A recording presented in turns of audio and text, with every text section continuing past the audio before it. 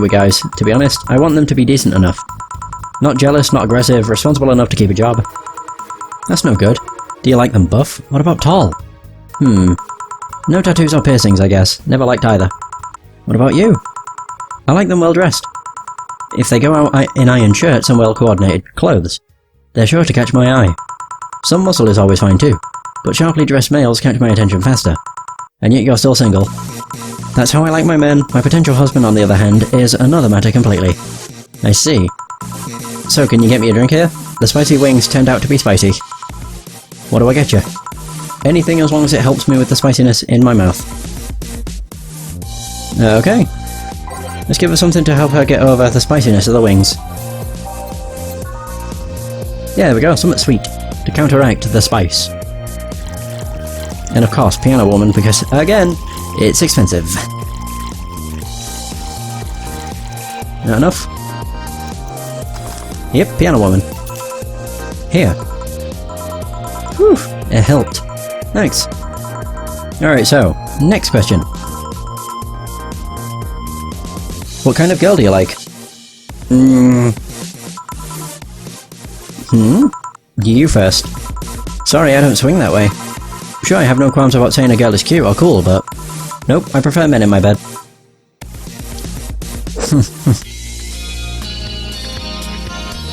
Now you. Shit, just calm down.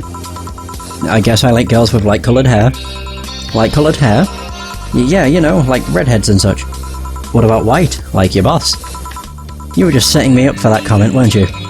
Sorry, it's just that when she got here with the bucket of wings, your eyes pretty much started sparkling. Your whole behaviour transformed. You became giddy and cheerful all of a sudden. Hey, I can't blame you. She's pretty nice. I just felt like teasing you. So, light-coloured hair. What about blondes? Do you like me? Yeah, I guess. Let's say I'm into girls too and I start hitting on you. Would you go along with it? Nice body, pretty face, and a good apartment. I wouldn't ever let you go. Okay then, enough tangents. Why don't you tell me why you were feeling shitty these last days? What? Oh, that. I told you not to think too much about it. And I told you I want to know. Come on, Jill. You've heard my problems so many times. Now I want to help you. Come on, come here. I told you to sit here. Come on. What?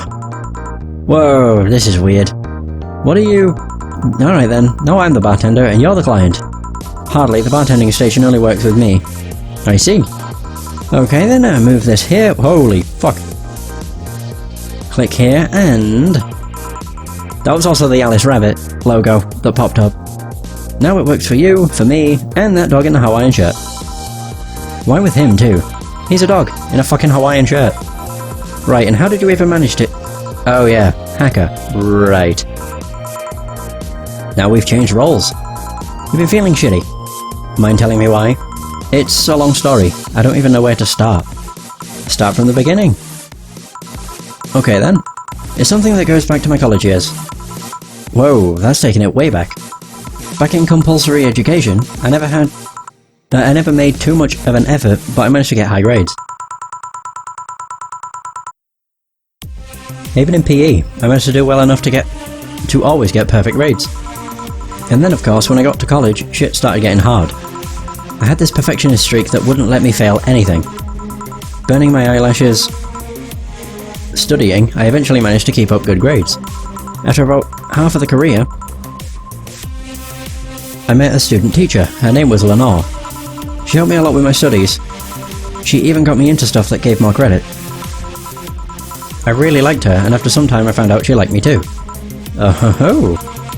We started going out. I met all of her family even, and... You want a drink? What? A drink. Around this time, there's usually a pause that makes you offer a drink to the client. There was no such pause. Please, I want to test this whole bartending interface. A sugar rush then. You can't mess that up. Right. Jill asked for a sugar rush. Now how did this thing work again? Oh my god, this is weird. So now we're playing as Alma. So 2-adelhyde, part delta. Of course I need to make it big. Sure, why not? Oh, mix. Sugar rush. Here. Thanks. How is it? Like I said, you can't mess up a sugar rush. I have this gut feeling that with your body you'd make a better bartender than me.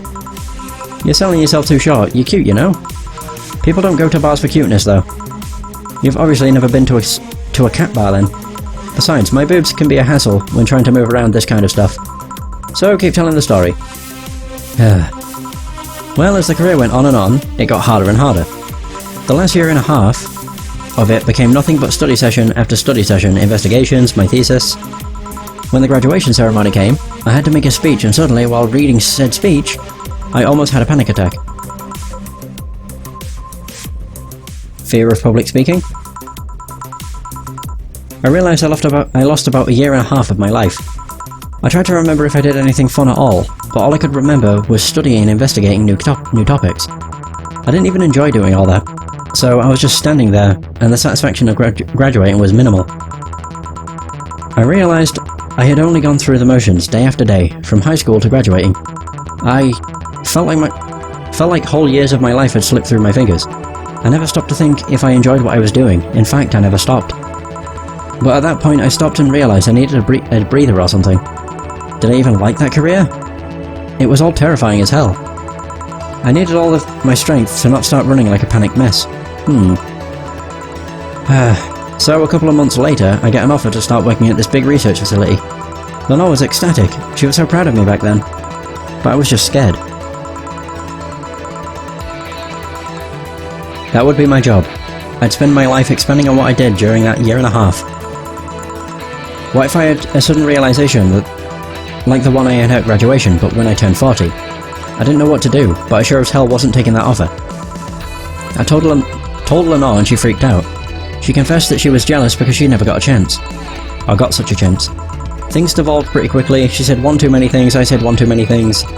In the end, I just stormed out of her house and I broke a vase in the process. After that, I never spoke to her again. Damn. I'm sorry, I suddenly feel bad for pushing you to tell me all that. Why are you feeling shitty about that after all this time, though? Unless you've been feeling shitty for years. I have, but it's not just because of that. Eh?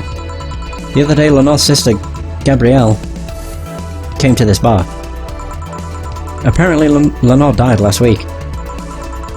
Localized nanomachine rejection, a heart attack. Apparently, she had it for a long time, but never told anyone. And coincidentally, it got worse after I left. And I just can't stop thinking about it. Wondering if me being there would have made a difference. And if it's true, she had that for a long time, why didn't she tell me she was sick when we were together? I don't know, I just feel like all kinds of failure. Jill. And to make it worse, I also lashed out at Gabby. Yes, she was blaming me for her sister's death and all, but she's just a kid for fuck's sake. She lost a sister who pretty much raised her on her own. And to top it all off, I suddenly can't remember what stopped me from apologising. Pride, fear, a stupid effort to leave the most awesome person I loved as a thing of the past. Who cares? I lost my chance to apologise to her forever. Truly, forever. I'm such a piece of shit. A selfish piece of shit. I honestly don't know what to say. I didn't expect the story to be this. Yo, boob tender. Yes? Can you get me a big beer here? Coming right off. Boob tender. What a name. Big beer. So it's 2 Adelhyde, 4 of those, 2 of those, 4 of these, and 8 of these. There we go. Big beer. Big beer for Jill. Thanks. I need to remember to take care of the cans in my apartment. Do you drink lots of beer? One of the perks of the BTC-issued liver implant is that I can drink lots of beer without getting too wasted. Ooh. Hey Jill, what kind of girl was Lenore? Well, she was calm and smart. Back in college, I was too thick-headed and got riled up easily. Stressed was my default state, so just like you're behaving right now. Shut up, I was worse. Can't picture that. Don't, it's embarrassing. Anyway, she was always there, finding a way to cool me down. She was also able to hold conversations about pretty much any topic. One time I saw her go from talking about video games to talking about sports. All of that variety while still being a hardcore scientist. She would always push me into social interactions. If she saw me by myself, she would drag me with her. Watching people is fine, but talking to them is better, she would say. Lenore would always present me to her many acquaintances as the girl I don't mind cuddling with for hours. Man, I'm gonna miss her. After a point I didn't even think about getting back into a relationship with her, but she was such an awesome person, I just wanted to apologise. And now... You know, in a cruel twist of irony, she's the one that made me pick up bartending. Oh? Back when I was thinking what the hell to do with my life, I remembered that a night we spent in a club. She started talking about how the drinks were synthesized, the chemistry involved, the reaction and all that. Everything sounded so fascinating. I remember saying that her talk made me want to start mixing drinks. She said, if everything else fails, why not take up bartending? Huh, interesting. Are you okay? For some value of okay, yeah. It's just... I wanted to thank you, Alma. Thank me? I guess I just needed someone to tell all of this to, and you were the one. You volunteered yourself, you insisted on listening to me. You stood there listening to the whole thing from beginning to end. I know I might not be the most expressive person, that I'm not one to spout love and fluffiness, but I really like you. Maybe I'm just a bartender and you're just a client, but I really appreciate your friendship, or at the very least, your patronage. I really enjoy working for you. Jill, are you dying?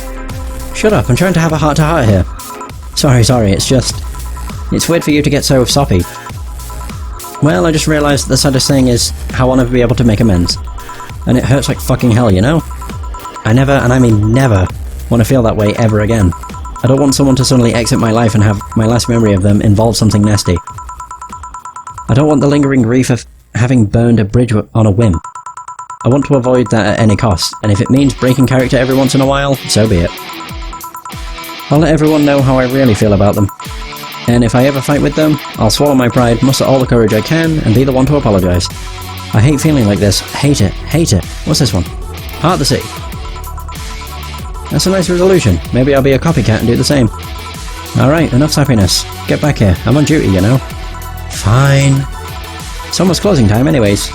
It was fun while it lasted though. Hey. Yeah? I mean it, you know? Thanks for everything today. Silly Jill, you listen to my problems and I listen to yours. That's what friends are for, right? Right. Are we leaving now? Oh, before I forget. Did you ever talk about all this with your parents? They know the basics, but I haven't told them about Lenore's death yet. Why don't you do that sometime? I don't know. I don't want to bother them with my problems. Don't be silly. They're your parents. They live to share your problems. If you try having a talk like this with them sometime, they'll appreciate it. Anyway, I'm out. See you on Sunday. Take care. That Alma girl sure is nice. Now boss, did you hear all that? Not all of it, but a good chunk at the very least. Your expression changed a lot already. It did? You look happier. That's always good. Anyway, let's call it a day. I expect an even brighter Jill tomorrow. Right. Oh yeah, boss, about those chicken wings. Fucking idiots at the spicy chicken. Sorry Dana, we won't have enough spices for your order until tomorrow, they said. Is that how they treat their regulars? Call the manager. Boss. Oh yeah, that was great. I only got 1,500 that day? Jesus.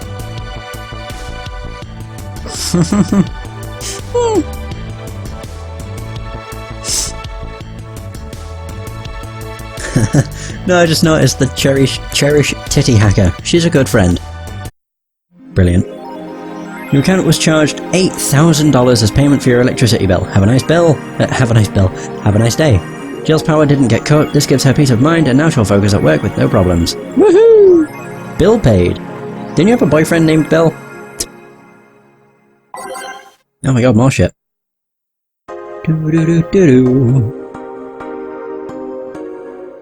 Alright. So, Lil and receiving.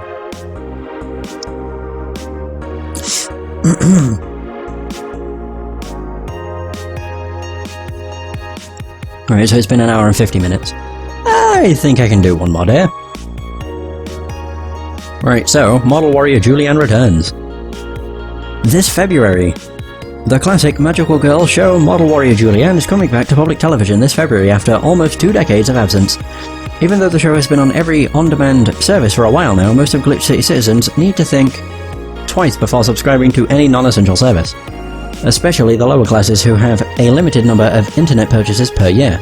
The show's return is certainly welcome. Today's parents will finally be able to share a piece of their childhood with the kids, without risking dinner or breakfast. Is that a tear in your eye? No.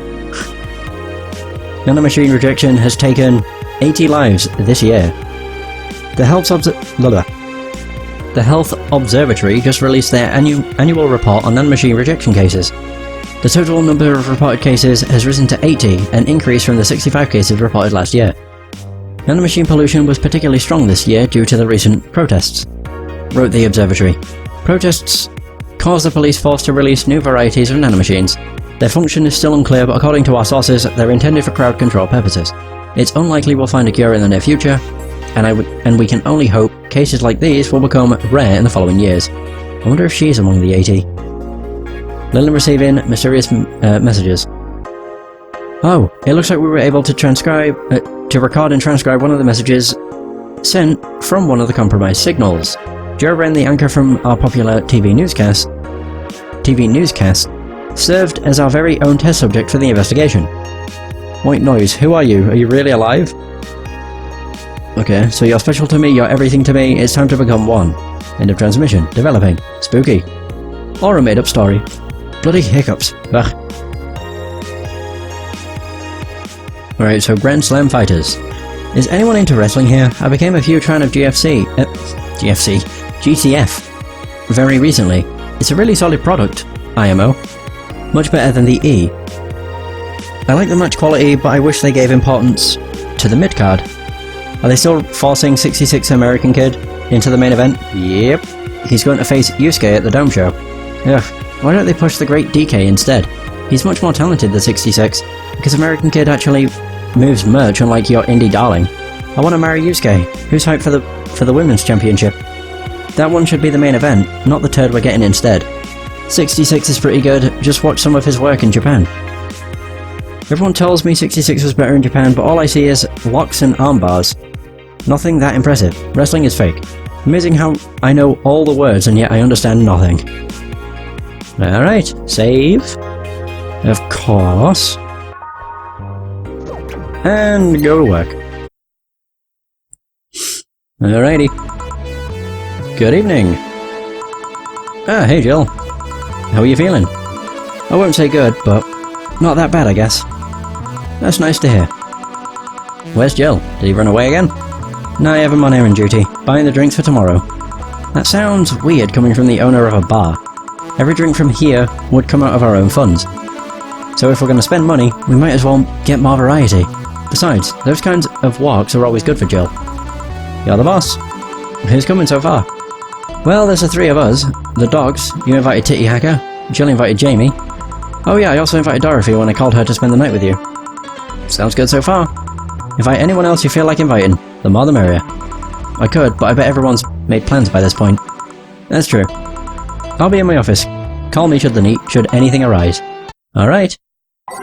I was actually just going to keep the songs as is. Actually, what if I went... I can't do that crap. Yeah, I was going to go the second song from every row. Or from every page, but I can't do that, so... When it doesn't have a song available, I'll just pick at random. There we go. That works. Time to mix drinks and change lives. Wait here, I'll check inside. Welcome to Valhalla. Oh, a BTC bar. Excuse me, do you know where the Athena convention is? So, why does that place make people get lost so easily? They should have called it the Minotaur Center. Hold on, let me scribble the directions on paper. Thanks. Go to the right when you see a building filled with hobos. This should be it. Thanks a lot. Anything else I can help you with? What the hell, I'll have a drink. What about you? A Brantini, please. Right. Can't ask for a Brantini, the Lilim freaks me out. Okay, so Brantini. Easy enough.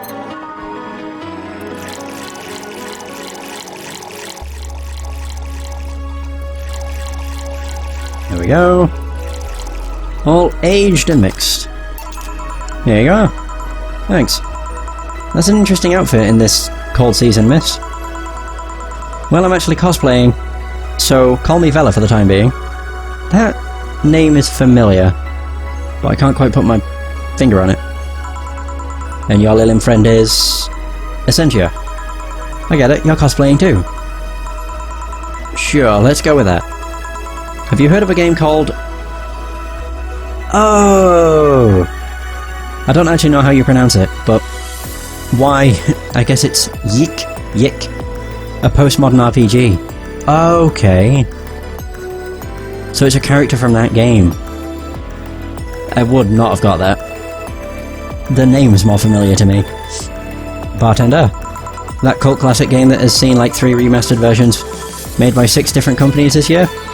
That one. We're in a cosplay group dedicated to it and we got lost on the way. I heard you talking to someone outside. Oh yeah, a friend is cosplaying as Alex. I told him to wait outside. Shouldn't he enter? He'll be fine. Something I miss? There's a girl behind you. Short hair, black sailor uniform, missing an arm. Wearing jeans under a skirt. Oh, that's Anna. No, don't spook the bartender. Spook? Ahem. Anything else? I'll get a fluffy dream and be on my way. And you? I'm fine. Vela asks for a fluffy dream. The Lilin still freaks me out. Alright. Fluffy dream.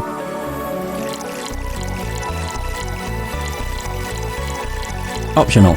We'll give a 3. 3 for good measure. There you go. Yep, this is the thing. Seriously though, should you leave your friend outside like that? He'll be fine. He started chatting with one of the vending machines. They were talking about R&B music. Did your friend prefer the 1980s R&B or the 1970s? 1980s, I think. No shit. Boss, Dee R&B. I'm coming. You see, Dee is a 1970s purist. He has tased people for even liking 1980s R&B before. He got tased? Oh god.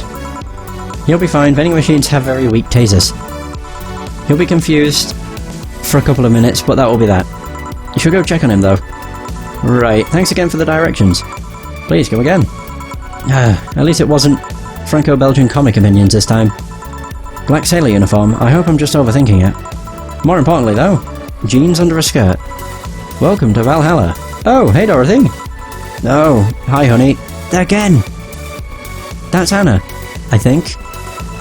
Are you okay? I just kind of wandered in here. I guess I'm a bit distracted.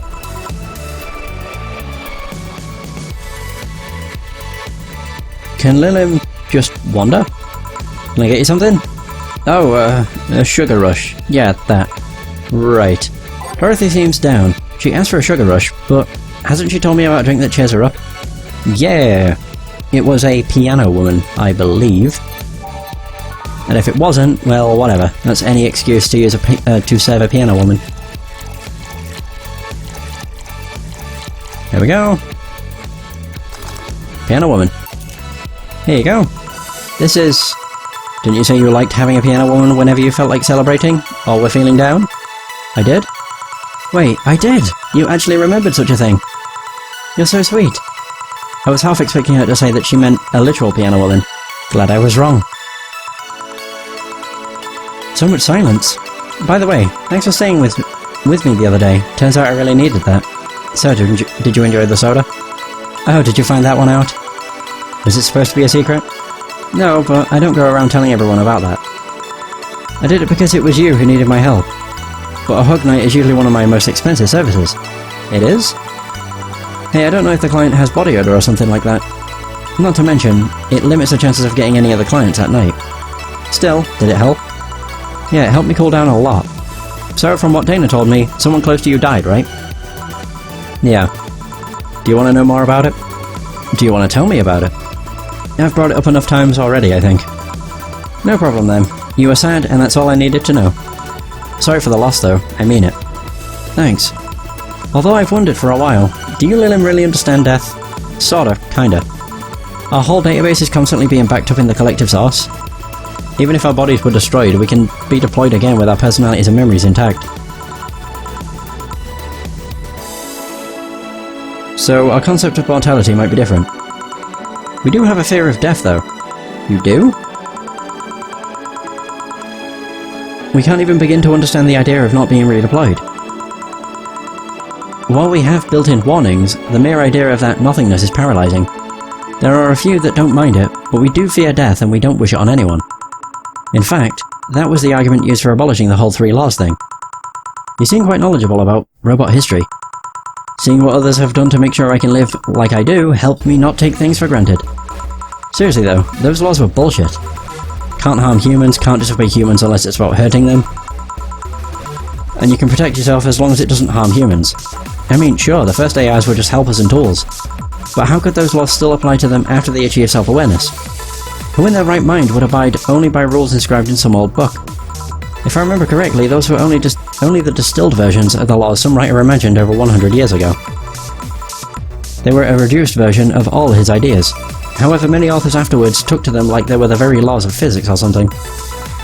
And like many other things, people distill and exaggerate what they need and use it to their favour. Oh, in their favour. Wow, you're a nerd. Look, who's talking? Let's change the subject a bit, though. Mood's getting gloomy. Your apartment is very comfy, you know? It's a tad small, though. Sorry about that. And your cat is so cute. What was his name again? Four. Why Four? I figured if he ever got lost... at least I wanted to be able to yell, Four! It happened once. You'd be surprised by how many golf players you run into. And every time you play with him, you can say it's foreplay. Yeah. Oh my god. He was also named after someone. Really? Who? A Lilim kid that wanted to transcend. What? A movie character or something? Sure, let's go with that. Do you want anything else? Let's see if you know me that well. Give me something I'd like. Okay then. What would Dorothy order? This is probably cheating, but oh well. It hopefully will work. Aged and mix. What would Dorothy order? Here. Good, but that's cheating. You just served me this drink. Still right, isn't it? Yep. I still can't believe you actually remembered what I said about the piano woman. It's always good to keep note of what regulars like, you know? I've always wondered for a while though, why do you keep coming back here? For you, of course. Come again? Why else would I come if not to see you? You're one of the few people willing to hear me out, always filled with curiosity. And you're cute. Talking to cute people is always nice. There's also the bar. The way it's insulated from the noise of the city, it's really comfortable. Oh. And it's just a bit away from the street I'm always at. A win-win situation. I see. It was weird to see you down though, especially since you're always so lively. Well, I wasn't down really, I was just thinking about a lot of things. Like what? Well, my mom, Guardian, asked me to go home on Monday for a bit. And as much as I love her, being with her is usually tiring. Guardian? That whole thing about someone taking care of a Lilim after they're deployed until they reach maturity, right? Yep, and I'm proud to say that I reached psychological maturity in just 1 year. They always try and keep a varied pool of volunteers to make the collective source grow faster. So what's wrong with your Guardian? Well, she still treats me like a kid. The worst part is that sometimes I fear she might see me as some sort of replacement for her dead daughter. Huh, dead daughter? I was deployed to her not long after she lost her daughter. Oops. Crap. A contrived coincidence, really. Even when I was still developing self-awareness, I always feared she might be using me as a replacement. She didn't though, or at least not consciously. At times she would just stop doing something, or return a gift she's given me. If she felt like she was projecting too much of her daughter onto me. What irony that years later, I'd make a living pretending to be someone else in the bedroom. How's that? Well, most of the time my job involves role-playing, a daughter, a student, some helpless kid. It means I've gotten many clients looking exactly for that, but on the other hand, from a professional standpoint, I'd rather have them hire me because of me. Because of my character, not because I'm the one that roleplays as little girls. Maybe I need to exaggerate some attribute. What's the problem with your Guardian then? If you do that on a daily basis, why worry about that? Because I don't want to make her sad. Every time I visit her, I fear she might look at me and see her daughter. seeing me makes her sad. At this point, I don't even care if she's projecting her daughter onto me, I just don't want to make her feel sad. Did you try talking with her? How so? Telling her just what you said to me, clear up those fears. I mean, unless she's not the kind to want anyone opening up to her, that is. I never really thought about that. Not thought about talking to her about that. It doesn't sound like something you'd just bring up, though. Keep it in mind at least, maybe she'll appreciate the gesture. I wouldn't know though, I haven't met her. She's a really nice woman. The problem is mostly with me, I think. Well then, I'm taking my break. Oh, I'll be leaving then. No, what I was trying to say is that I'm taking my break. You wanna come? Really? If you don't mind talking on a chilly night in an alley behind the bar, that is. I've done worse in alleys. Let's go! Boss, I'm taking my break. Alright. Oh my. Is it gonna work the same way as it did with, say, in the alley? Or on the break? It just pops up with the dialogue box and we have a chat. So save. Oh my goodness. It's safe. It's now safe to keep playing. Woohoo! Ah, it is. Want one? Are you really offering a little girl a cigarette? No, you're a little girl. I always am. Innocence, however, is another matter entirely. But anyway, thanks, no. Smoking seriously messes with my air filters and they're a hassle to replace. Don't mind me though. Smoke to your heart's content. Thanks. So, why don't you tell me about this guardian of yours? I want to know what kind of woman she is. Sure. Well, her name is Sophia Graham. Go. Oh, shit! I've just realised who her dead daughter is. Wait a minute. We never knew this person was dead, did we? That gave me goosebumps, Jesus. Anagram. Must be her daughter. Anna's dead. Oh. I'm almost certain we never know about that. I don't believe so, anyway. Okay, she brings it up. Graham.